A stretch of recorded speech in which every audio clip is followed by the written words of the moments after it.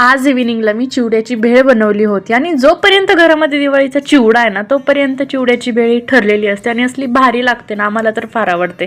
आणि चिवडा हा फक्त दिवाळीलाच नाही तर माझ्या घरामध्ये चिवडा तुम्हाला कधीही दिसेल. वैभवला चिवडा फार आवडतो, त्याच्यामुळे कधीही दिवाळी व्यतिरिक्तही माझ्या घरामध्ये तुम्हाला चिवडा दिसेल. मी 15 दिवसातून महिन्यातून चिवडा बनवतच असते.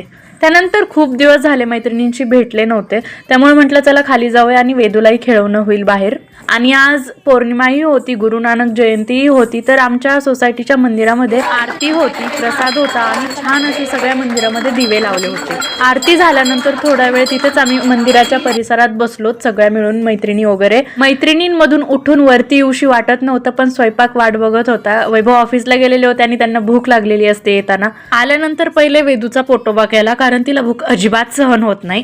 त्यानंतर आम्हाला काय बनवायचं हे कन्फ्युजन होतं, म्हणून मी वरणफळ केलं. Thanks for watching.